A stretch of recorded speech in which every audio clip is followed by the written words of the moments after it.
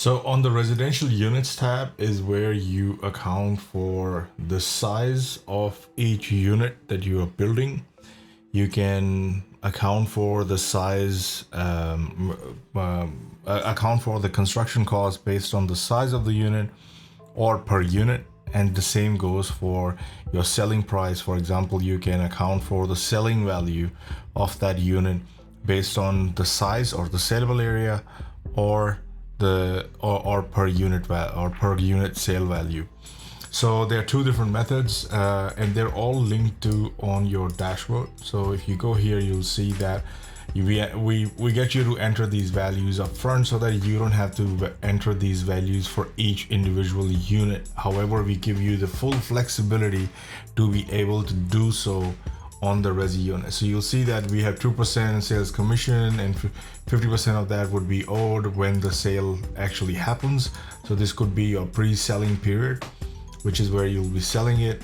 We have selected the forecasting method and we selected the sale value calculation method, which is market value per NSA, and construction cost calculation method for average cost per construction. So if I go into resi units right here, you'll see that these values, this is when you're selling and closing period. This is when you think it'll be sold. So you can go up into your dashboard and this is coming from here.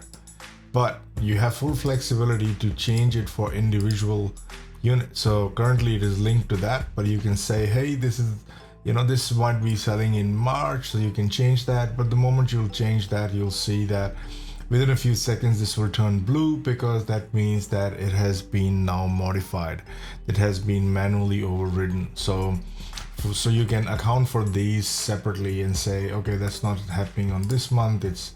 I can change them for whatever, but the months that you get here are going to be the months that you have selected or planned for in your timeline starting here. So if I want more months over here, I need to extend this timeline and I can put that, okay, it's going to be 6 months. So I can press save and refresh after that. And once you see the logo blink for a second, you'll know that, okay, that has now been incorporated and it will automatically get incorporated. So now you'll see that this timeline now extends beyond that time period and I can go ahead and keep changing that. Same goes for your sales commission. We select 2.2%. That's coming from the dashboard, from this section here, and it's everywhere. But if you say, okay, now this unit is not going to be 2.2, this one might have to pay 6%. By all means, go ahead, pay 6%. And I might only have to pay 20% at the time of signing.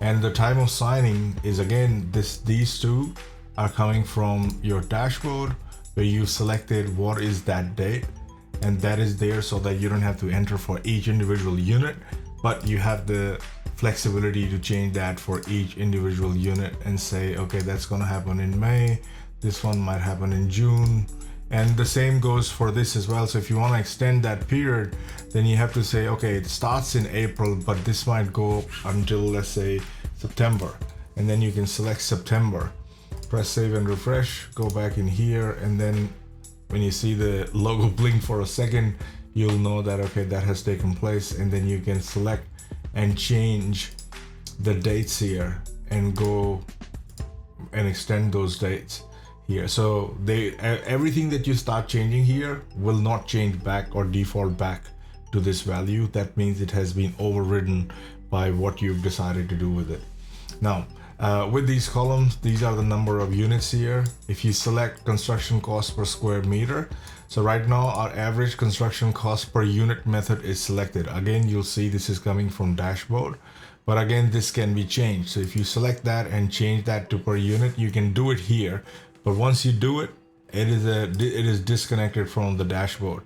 So over here, I'm selected construction cost per unit. If I go and select construction cost per unit of measurement, that is, construction cost per square feet or square meter, then it can be changed here. I can go back here and this has changed to construction cost per unit of measurement. I just have to press save and refresh so that the calculation take place based on that. So now you'll see that this one goes gray and this is blue, and that means the calculations are taking place from here.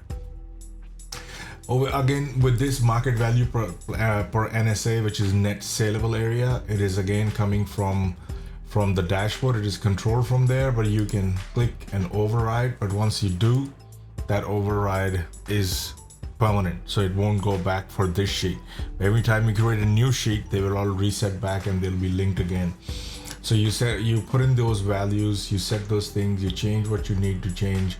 And over here, there's just some extra details. So total built area is here.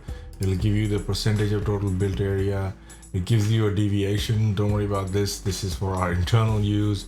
It gives you NSA, which is the net saleable area, a percentage of NSA, and your construction cost and your total land value.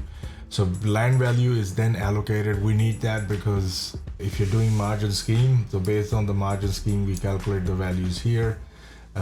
We calculate the GST per unit, GST per month, what it is going to be, and we have some calculation areas, so you don't have to worry about any of this.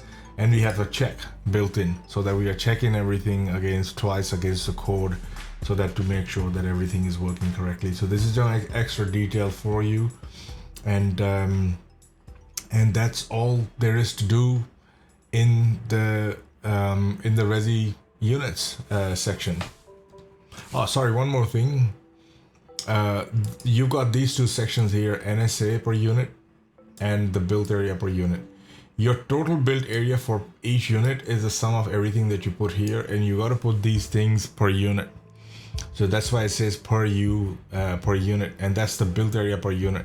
And the reason is when we say selling price per NSA, that means you're only doing a total of this. So you might have a unit where there's garden area and all that, and there is extra private open space that you have to account for, garage you have to account for. But when the selling price is selected, it is only selected based on the habitable square meterage or habitable square feet available for that unit. So we don't take into account anything that you put here to calculate the market value. So this is important.